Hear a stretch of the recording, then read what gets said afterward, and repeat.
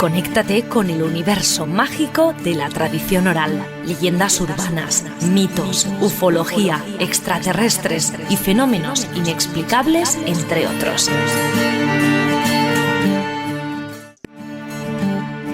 ¿Qué tal, amigos? Bienvenidos una vez más a Conectados al Misterio. Hoy en nuestro último programa de temporada tenemos a nuestro lado aquí a Iván Martínez. ¿Qué tal, Iván?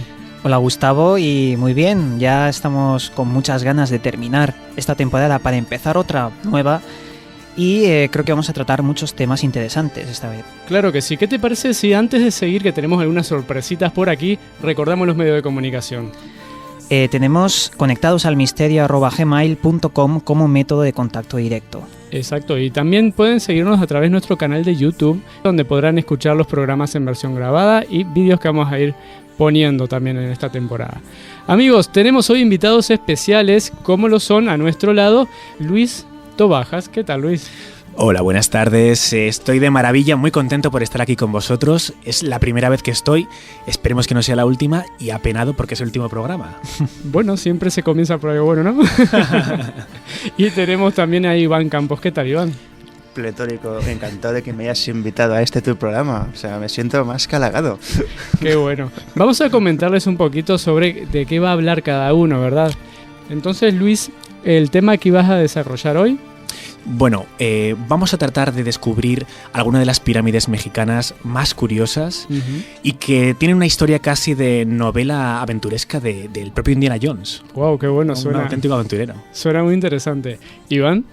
Pues de la versión oficial de la evolución, los vacíos que tienen, que dejan ver que la versión oficial no es correcta con respecto a la evolución del ser humano, que tiene agujeros muy grandes. Y bueno, yo creo que Gustavo, junto a mí, vamos a intentar indagar sobre los misterios y la realidad enfocados con, por ejemplo, en mi parte, la existencia de un planetoide extraño, planeta X o Nibiru, como le decían las tablillas sumerias, entre comillas, y yo creo que va a ser un misterio que va a dar mucho juego en esta mesa. Amigos, todos pendientes ahí y atentos aquí en la 105.7, la radio de Manises. Y bueno, pues pueden escucharnos también a través de internet en radiomanises.es. Aprovechamos a saludar a toda la gente que está en estos momentos escuchando. ¿Qué les parece si antes de comenzar vamos a una breve publicidad y volvemos ya para comenzar con todo esto? Conéctate con el universo mágico de la tradición oral, leyendas urbanas, mitos, ufología, extraterrestres y fenómenos inexplicables, entre otros. Amigos, aquí estamos en Conectados al Misterio y bueno, ya mucha gente está ahí enviándonos mensajes y pendientes de unos temas muy interesantes que tenemos para tratar hoy en nuestro último programa aquí de cierre de programa, ¿verdad?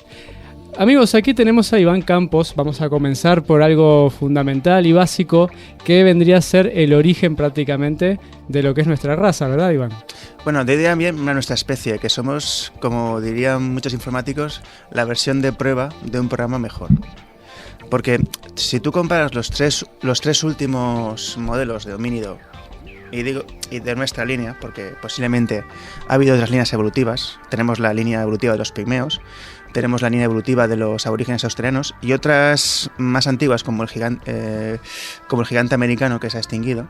Se extinguió en el siglo XV cuando llegaron los conquistadores que trajeron las enfermedades y las ratas, y claro, cuando tú llegas a un sitio donde no hay defensas, pues no pudieron sobrevivir. De eso, y lo podemos ver en las crónicas de Magallanes, o sea que no es que sea una leyenda de los nativos, sino que llegó Magallanes y los vio, los dibujó, habló con ellos, los saqueó, los esclavizó y murieron.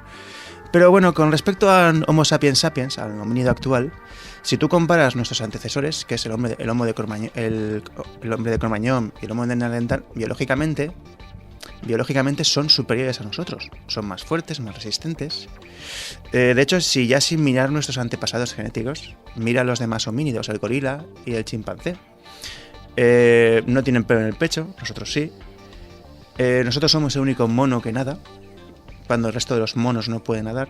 Estas son pequeñas evidencias genéticas que demuestran que nuestra evolución genética no es muy clara de cómo se nos la están vendiendo en las facultades o los mismos biólogos. Porque si vemos los homínidos anteriores y los que aún siguen operativos en la naturaleza, porque no tendríamos que compartir patrones comunes. Sí, lo que estás contando a lo mejor a mucha gente le puede parecer una cosa de locos, contradecir la teoría de la evolución y demás, pero si vamos a la fuente más pura de todas, a, por ejemplo, el descubrimiento de Watson y Crick de la doble hélice del ADN, yo creo que lo que decían a la comunidad científica de que el ADN era algo fabricado exclusivamente, yo creo que eso es algo que deberíamos tomar con mucha más fuerza de lo que nos han hecho creer, ¿verdad? A ver, el ADN, yo que me tiré 5 años estudiándolo y sabemos lo mismo que cuando empezamos. Es una obra de ingeniería, es un diseño de Ferrari, es un Lamborghini Diablo. O sea, cuando tú coges una forma de vida desarrollada sin manipular, es tosca. La naturaleza es caos. Y nosotros, que tenemos cerebro, le damos un orden. O sea, nosotros necesitamos líneas rectas. La naturaleza no hace líneas rectas. Entonces, cuando tú coges una cosa que es imposible que en un medio se desarrolle, vale, si esto no se ha podido desarrollar en un medio, ¿cómo se ha desarrollado? Y por eliminación, si no he sido yo, ha sido alguien. ¿No? Claro. Alguien con manos. No. Porque tú no, o sea, una semilla cae y si arraiga, germina. Sin embargo, si coges la semilla, haces un agujero y la entierras, seguro que va a germinar. A no ser que esa tierra sea hostil para que la simiente pueda germinar. Pues ahí entramos en tipos de pHs. Pero lo que quiero decir es que si algo es manipulado, se ve. Porque la forma que se desarrolla es más fuerte, sobrevive a las otras propuestas naturales reales. O sea, hay que ver las formas de vida que quedan en la naturaleza primigenias y las que se han desarrollado más. Y veremos que unas son más toscas, más adaptadas para sobrevivir en el medio, y las otras son más estilizadas. Pero es una evolución que tendría que requerir más años. Y estamos hablando de que el ser humano, en un espacio de tiempo muy, muy corto, para la línea de tiempo de lo que es la vida del planeta, se ha desarrollado de una forma que no tendría que ser así. Bien, aparte de todos los animales que observamos en la naturaleza, también en su evolución, tienen su medio. ¿Y el ser humano, cuál te parece que sería su medio? Pues el ser humano es una especie invasiva. El ser humano está la naturaleza es muy sabia. Hay un hámster en el norte de Europa que cada 4 años hace la carrera de la muerte. E irónicamente, los no actos, genéticamente, los gordos, los que tienen enfermedades, son los que se quedan por el camino, y los más actos y que genéticamente son superiores mueren porque se caen por un precipicio, se suicidan para que sobreviva la especie. Y los que repueblan la especie son los que se han quedado por el camino. El ser humano está ahora en esa encrucijada de que somos muchos, no estamos en nuestro hábitat, lo estamos destrozando, porque el ser humano, como ser inteligente y pensante, ya que tenemos conciencia, cosa que muchos animales no tienen, deberíamos vivir en comunión con el ecosistema, ya que formamos parte de él. No es propiedad nuestra, sino que nosotros somos parte del ecosistema. De hecho, el interior mismo del ser humano es un ecosistema. Las escuelas antiguas del siglo XIX, porque ya a partir de ahí ya empezaron a cambiar por la ciencia, defendían que el universo no es más que el ser humano ampliado. Y si tú si tú diseccionas un ser humano, verás que hay intestinos, corazones, bacterias, glóbulos rojos. Es un universo realmente de vida, es un ecosistema. El universo no es más que un gran ecosistema. Y el lugar del ser humano sería el guardián del ecosistema, ya que tenemos conciencia, porque es por omisión. Porque si quien tiene que hacerlo no lo hace, alguien debe hacerlo. Yo sé que tú has desarrollado una teoría bastante buena sobre la explicación de por qué no se ha encontrado ese eslabón perdido dentro de la teoría darwinista. Y creo que puedes aportar bastantes datos con esa teoría que has desarrollado. ¿Nos puedes comentar un poco? A ver, tú solo puedes encontrar lo que se ha perdido. Aquello que no existe no se puede encontrar. Todo el mundo está buscando un eslabón perdido, pero yo siempre, y me remito a los últimos estudios de genética, podemos ver, por ejemplo, los que está haciendo Moncampo con las semillas. Si en 3 generaciones puedes crear una forma de vida totalmente diferente a su abuelo o su bisabuelo. De ahí, por ejemplo, la famosa frase de ¿qué fue antes, el huevo o la gallina? Pues estoy seguro de que la forma de vida que puso el huevo donde nació la primera gallina no se parecía ni remotamente a una gallina. Es la respuesta a la parábola, para aquellos que les interese saberlo.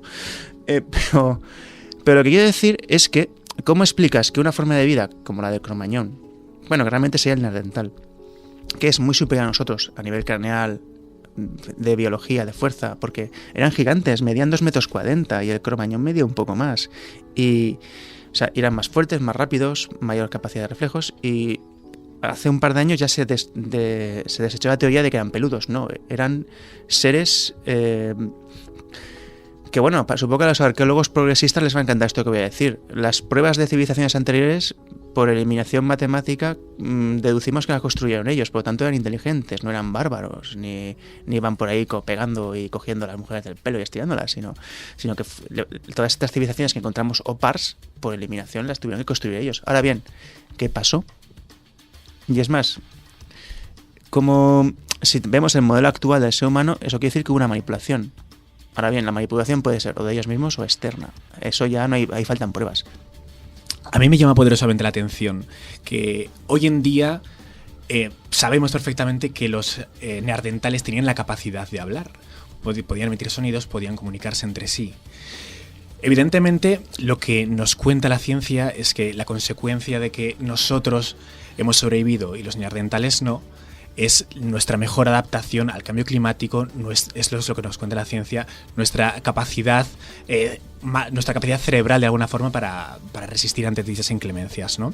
A mí de alguna forma, la duda que siempre ha planeado sobre mí en este sentido es, ¿hubo uniones entre cromañones y neandertales? ¿Pudo surgir algo de esto? Mi tesis, pero es una tesis que la he desarrollado a partir de pruebas biológicas que todo el mundo puede encontrar ahora mismo, es que no se puede decir quién, pero esto es ingeniería genética. Se suelta un retrovirus, el retrovirus va con información y entonces las siguientes generaciones ya nacen contaminadas con esa información nueva, que es lo que daría el paso del neandertal al Cro-Magnon. Y la tercera o cuarta generación, esto es orientativo porque no podemos saber el proceso, da lugar al Homo sapiens sapiens. Estamos hablando de que en varias generaciones provocan el nacimiento del Homo sapiens sapiens, que es una versión limitada e inferior al neandertal, que era superior en todos los aspectos, biológico y mentalmente, porque esa capacidad craneal, por poner un ejemplo, no por tener un cerebro más grande es más inteligente, pero fíjate el cerebro que tiene el elefante y la capacidad de memoria que tiene, pues extrapola eso a un cerebro de un ser humano sin las limitaciones de nuestra cavidad craneal. Imagínate lo que podríamos ver con los ojos que tenemos si no tuviéramos la limitación de nuestra limitada capacidad. Pues lo que estoy diciendo es que no se sabe quién, o ellos mismos, por algún problema hubo una limitación genética que provocó el paso al Cro-Magnon, que el Cro-Magnon aún así era inferior al neandertal en algunas cosas, aunque biológicamente tenía otras, y el Cro-Magnon dio paso al Homo sapiens sapiens, pero no por evolución ni adaptividad, sino por manipulación genética, y te voy a dar varias pruebas. Según el ejemplo de los guisantes de lama, si la genética regresiva no hubiera una genética dominante en el Homo sapiens sapiens, veríamos elementos con rasgos homínidos en nuestra especie más comúnmente, ¿no? Y si te das cuenta, son limitadas las veces que tú ves esos rasgos en el ser humano. De hecho, yo solo he encontrado dos referencias. Una es Valuet, que aún está vivo, y otra es Goliath, un luchador, un norteamericano, el gigante de la princesa prometida, que aún así solo medía 2,40 y era muy inferior a lo que sería un Cro-Magnon. Bueno, André el Gigante, ¿no? El mítico luchador. Sí, sí. Si te das cuenta, su frontal, él ya tenía genética, pero esa genética es regresiva. Pero claro, según las leyes de la genética, se tendría que manifestar más en la humanidad. Y sin embargo, si te das cuenta, se manifiesta poco. Y podría poner otro ejemplo. Cuando un Homo sapiens sapiens se cruza con el nativo australiano, el mestizo, la genética dominante de esos dos homínidos, que son totalmente diferentes, es la del Homo sapiens sapiens. Por lo cual, eso indica que la genética del Homo sapiens sapiens está alterada. Es una prueba física y palpable de que hemos sido manipulados genéticamente. Y bueno, luego pues el hombre de Siberia, que se encontró hace pocos años, que tenía un 40% de ADN de neandertal, cuando supuestamente estaba en un marco y tiempo que ya se habían extinguido. Y luego tenemos otra prueba un poco difusa, que es el Star Chain, que se supone que el padre no es humano, pero esto me lo creo porque los dos institutos que lo dan son creíbles o son entidades fiables. O sea, Iván, la conclusión, ¿cuál sería? Que el ser humano ha sido manipulado genéticamente y que somos una versión muy inferior de lo que deberíamos ser.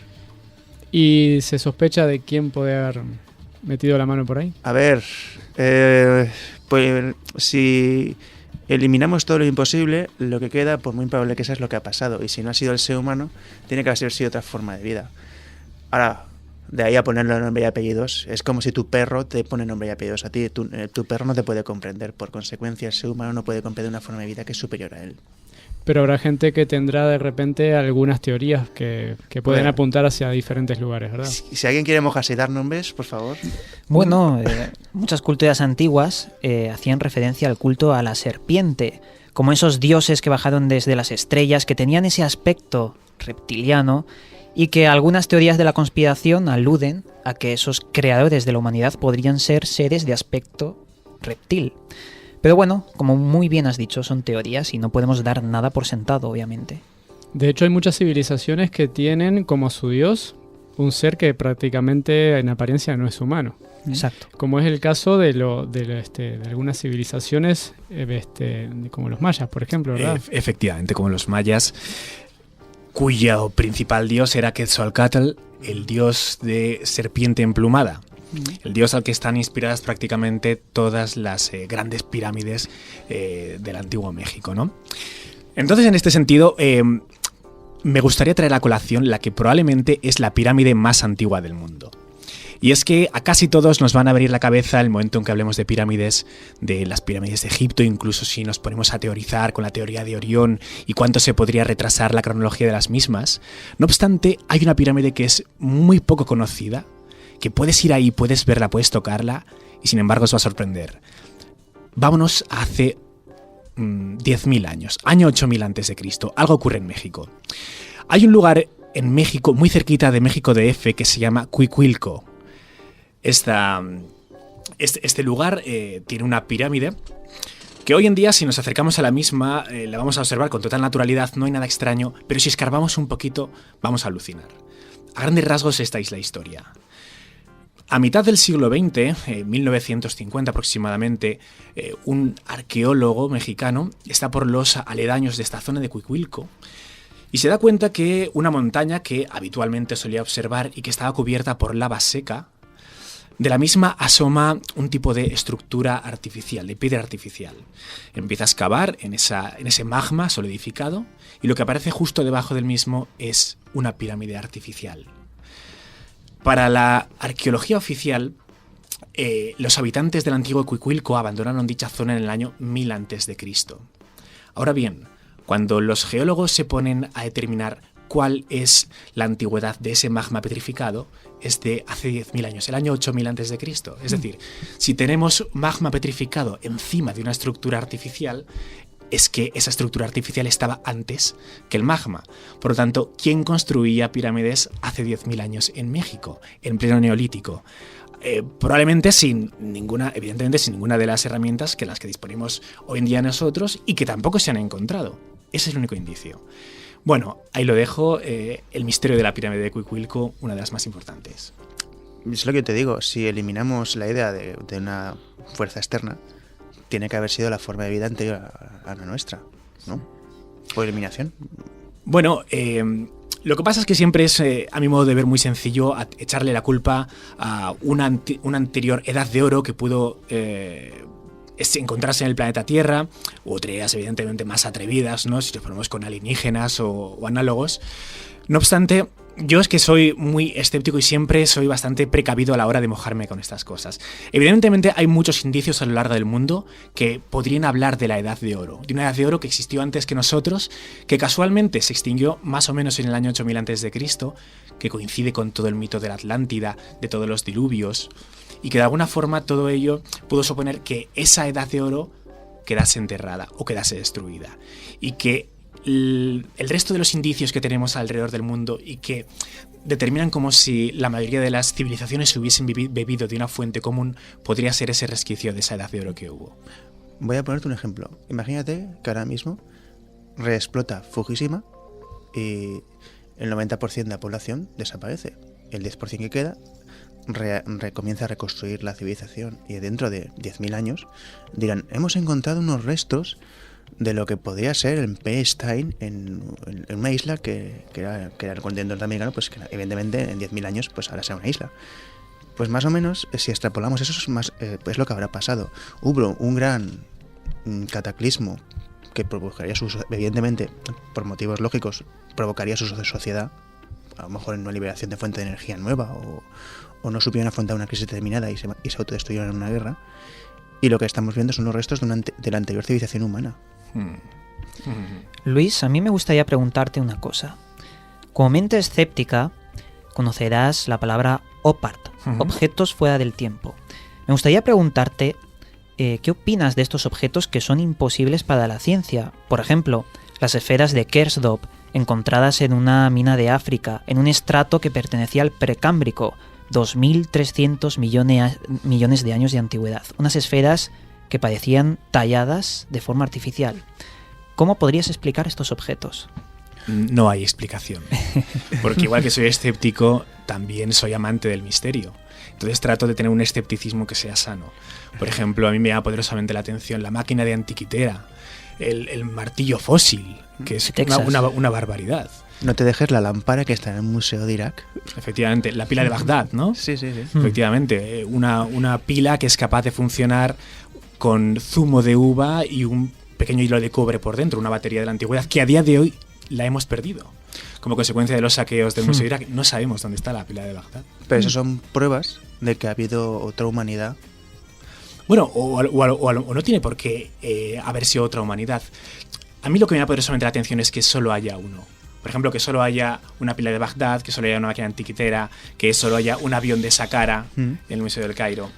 Eso es lo que era el misterio, ¿no? ¿Por qué solo hicieron uno si tenía tal potencia a efectos de conseguir cosas grandes, como por ejemplo energía o electricidad, como podía ser la propia pila de Bagdad? Ese es el gran misterio de los OPARTs, ¿no? Desde luego que es un tema para profundizar y que es una maravilla. Hombre, en el tema de Egipto se supone que los sacerdotes, que eran los que tenían esa tecnología, fueron perdiéndola porque no la comprendían. Entonces, a medida que dejaba de funcionar, dejaban de usarla, que es una decadencia de Egipto. O sea, ellos podían hacerla funcionar, pero no la comprendían al 100%. Entonces... Claro, no obstante, en el tema de las pirámides de Egipto, a mí me llama mucho la atención que se dice, bueno, ¿cómo eran capaces o cómo fueron capaces casi en los albores de la civilización de construir pirámides? Y conforme va avanzando la civilización, cada vez todo aquello que construyen es de menor importancia. Es como si ahora construimos rascacielos y dentro de varios siglos acabamos construyendo casas de adobe, ¿no? Sí. Bueno, yo creo que si hoy en día viene un turista del futuro, ve la Catedral de León y ve la parroquia que han hecho al lado de mi casa, dirá, ¿cómo es posible? Antes erais capaces de esto y ahora no. También es verdad que las modas cambian, los recursos o la inversión de los recursos también cambia, cómo tienen que ser invertidos. Por ejemplo, a lo mejor en la época de las pirámides, pues había que lo que primaba era la importancia del faraón. Todos querían morir con el faraón y ir al otro lado, al paraíso con el faraón, ¿no? Conforme va pasando los años, yo creo que se dan cuenta de que es imposible seguir con ese ritmo de vida. Hay que invertir recursos en otro ámbito. Esa es mi opinión. La verdad es que las pirámides es una de las cosas que la gente conoce como imposibles, pero si profundizas más en el tema encuentras edificios y construcciones que son aún más imposibles que las propias pirámides. Por ejemplo, las ruinas de Pumapunku, hechas a láser, parecen que han sido hechas a láser, o incluso en Japón, bajo el agua, las ruinas de Yonaguni, que parece que se hayan construido en la antigüedad grandes vías, calles, como una ciudad inmensa que acabó bajo el agua. Me parece interesante también indagar sobre estos temas y ver que de verdad hay un mundo más grande y oculto de lo imposible en la antigüedad. Y no nos olvidemos de la estrella del ombligo del mundo, Rapa Nui. ¿Cómo demonios se puede levantar una estatua en una isla que no hay piedras ni árboles? Ni ningún tipo de metal para... Además, allí hay otro misterio, como las tablas rongo-rongo, como las llaman, en las que aparece un idioma que no ha podido ser descifrado y que, según dicen, pertenece a ese conocimiento de la isla de Giva que sería un gran continente muy similar a la Atlántida, Lemuria, Hiperbórea y demás, que, esas tablillas podrían conocer el conocimiento perdido de cómo se construyeron estas cosas. No, pero Hiperbórea no se perdió. Hiperbórea sigue la entrada en el norte y en el sur. Bueno, Otra eso cosa es lo que no puedas está en los libros de historia. Otra cosa es que puedas entrar, pero bueno, que no puedas entrar, pero estar está. Yo supongo que los de Smithsonian cuando van al norte entrarán por ahí, ¿no?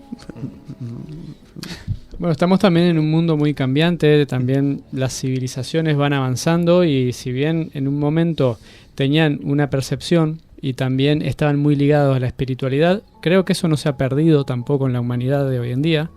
Estamos encauzándonos todavía en unos rieles que hablan un poco más también de espiritualidad y tratar de ampliar también nuestra mente para poder comprender cosas que hoy en día para muchos no es comprensible, ¿verdad? A ver, sí, no, lo que estabas diciendo es que la espiritualidad nunca se pierde. Cambian los tiempos, ahora está el transhumanismo floreciente, las personas se están, digamos que convirtiendo en robots, incorporando elementos transhumantes en su cuerpo, ya sea, por ejemplo, internet y demás. Pero yo creo que, como decía un físico, Michio Kaku, existe, un fenómeno llamado el hombre de las cavernas, que está dentro de nosotros. Por ejemplo, esto lo voy a explicar con un ejemplo muy sencillo. Tú en una oficina con todos los ordenadores del mundo que tú quieras poner, siempre va a haber papel, porque tendemos a lo sencillo, tendemos a compartir ese sentimiento. Y yo creo que nunca se va a poder perder esa espiritualidad. Es así. Y la verdad que también una cosa es que cuanto más avanzamos, es como que vamos logrando cosas y después decimos, bueno, ¿y ahora qué? ¿Hacia dónde vamos? Hoy en día estamos dominados prácticamente por los aparatitos, los móviles, las tablets, el ordenador. Estamos rodeados de aparatos informáticos. Y estamos atravesando una etapa que ahora estamos como volcándonos hacia adentro de nosotros mismos para poder empezar a tener preguntas como, por ejemplo, ¿cuál realmente podría ser nuestro verdadero origen? Está claro. El paradigma del siglo XX es el paradigma del consumismo y del desarrollo, pero que solo ha durado 110 años, por una cosa muy simple. Porque una vez cumples la expectativa de fuera, tienes que crecer, tiene que producirse un desarrollo interno. O sea, está muy bien. Cuando cumples todas las expectativas físicas, es lo que se llama la pirámide de crecimiento.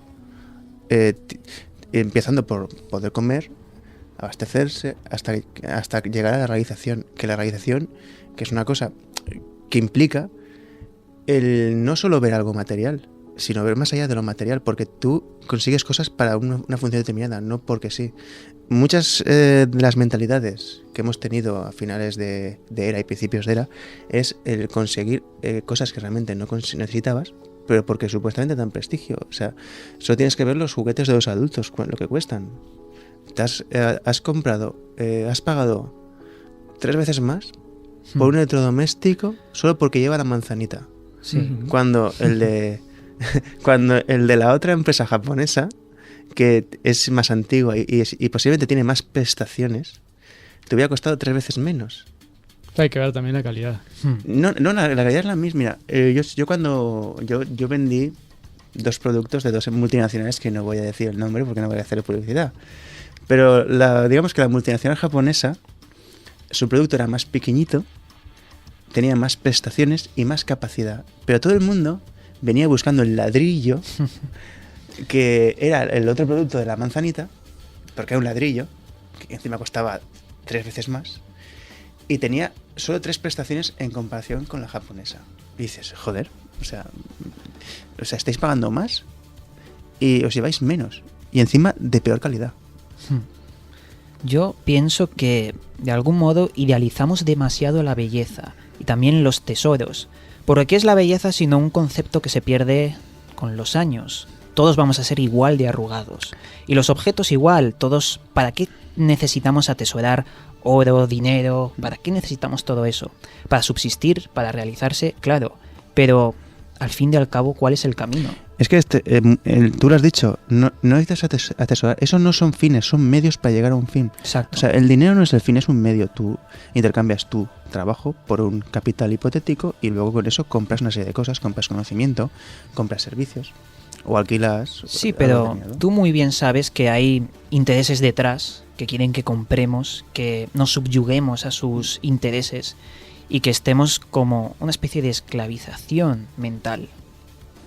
A ver, por ponerte un ejemplo, yo cuando en 1996 vi unos pantalones que costaban 30.000 pesetas de las antiguas pesetas, dije, esto es una broma.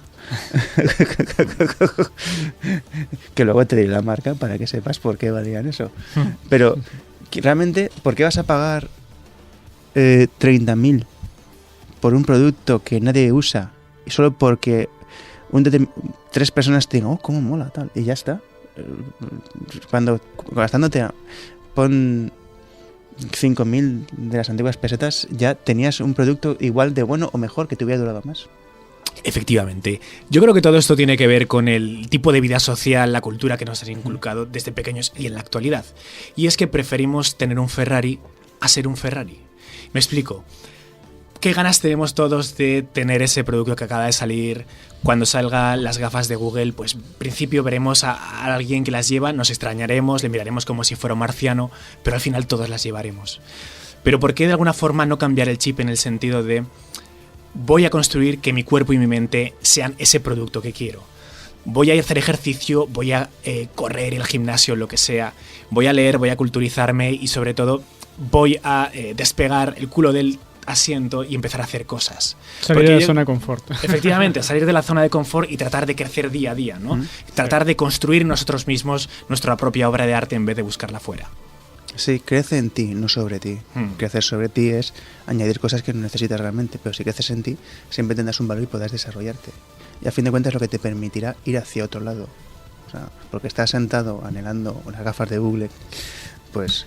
No, es verdad, porque tú una persona normal, sinceramente, ¿le va a sacar el 20% de partido a esa prestación? No. Sin embargo, si tú eres ingeniero de una empresa determinada, sí que le vas a sacar un porcentaje de uso a esa herramienta. Pero es que el problema es que están comprando herramientas por el mero hecho de como imagen, de mira cómo molo.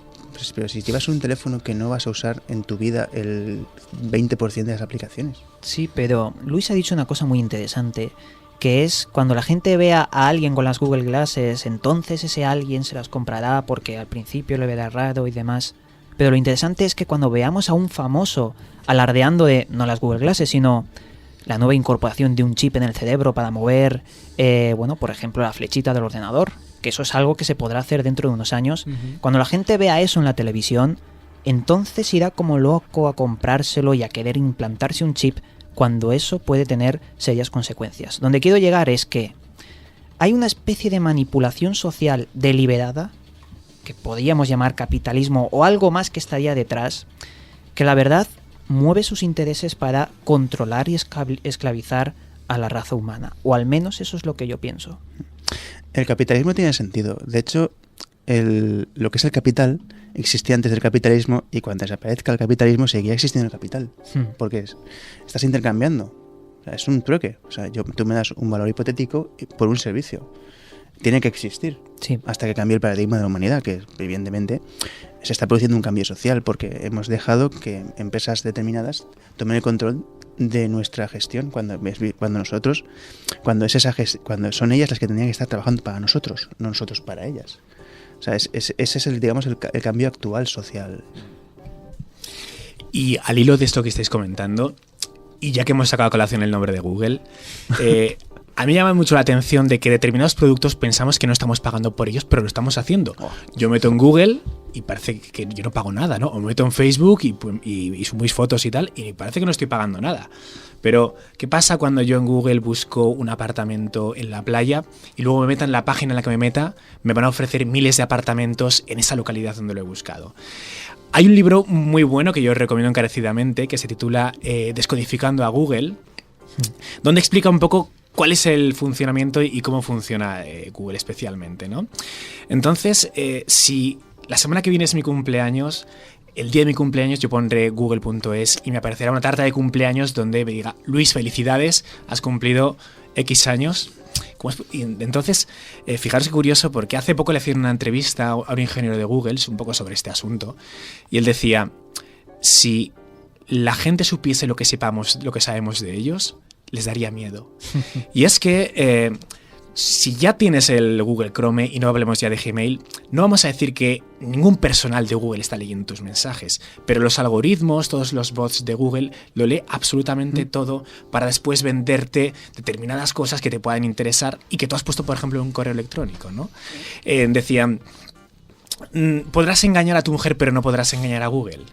Porque Google habrá leído ese correo electrónico que tú tienes en el que has quedado con tu amante en tal hotel y bueno, pues evidentemente la que se podría liar, ¿no? Soy un especialista de eso. O sea, Google es tan perfecto. Y de hecho las nuevas versiones, la parte física de Google tiene que ser espectacular. Puede predecir tu futuro con un margen de error mínimo, pero pequeñísimo. Y es por la supuesta ilusión del libre albedrío. Pero Google puede predecir el futuro. Por todo lo que tú has dicho. Efectivamente. A mí me llamaba mucho la atención que comentaban como Google sabe perfectamente qué día es el cumpleaños de tu pareja.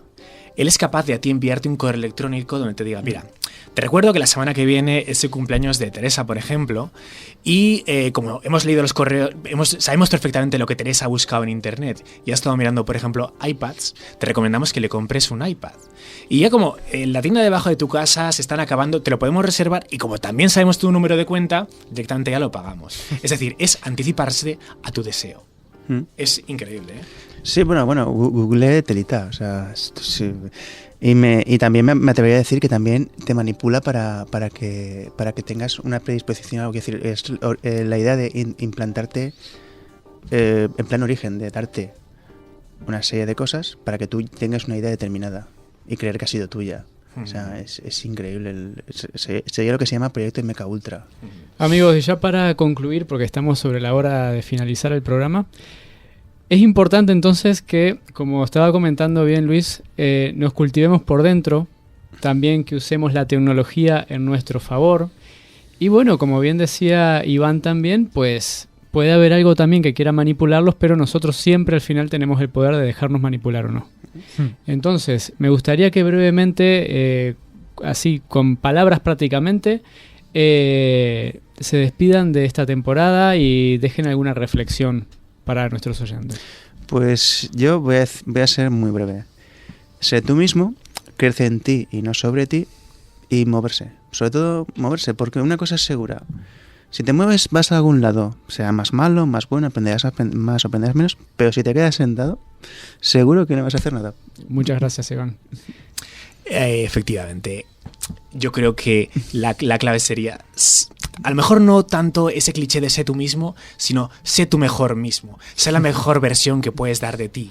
Y yo creo que esa es la clave, ¿no? Porque qué grande es la pereza que de alguna forma uno la utiliza como excusa, decir, no, es que yo soy yo mismo y me gustaría aprender chino, pero como yo mismo no me apetece, pues bueno, oye, a lo mejor en otra vida, ¿no? Es decir, la clave es esa, sé tu mejor mismo y haz de tu vida un lugar mejor. Muchas gracias, Luis. Yo concuerdo con mis compañeros y diría algo muy parecido también que he dicho en algunas ocasiones. Creo que lo más importante que no tiene que dejar dormir el ser humano es la curiosidad. Con la curiosidad puedes llegar a cualquier lugar, puedes descubrir cosas que podrías haber dado por sentadas. Pero yo creo que la curiosidad es lo que nos puede descubrir todos estos temas, todo el mundo del misterio y sobre todo descubrirnos a nosotros mismos por dentro. Claro que sí. Amigos, atrévanse entonces a traspasar esa zona de confort que hemos comentado alguna vez y animarse a lo que realmente dentro les mueve para querer hacer para su propia vida. Amigos, hasta aquí ha llegado el programa de Conectados al Misterio. Vamos a reencontrarnos en algún momento. Claro que sí, Gustavo, y desde aquí os mando un saludo a todos. Ha sido una buena temporada y podríamos hacer una próxima en el futuro. Claro que sí. Amigos, vamos a agradecerles a la dirección y al control técnico de aquí de la Radio Municipal de Manises, a Ramiro Calvo, que está ahí siempre.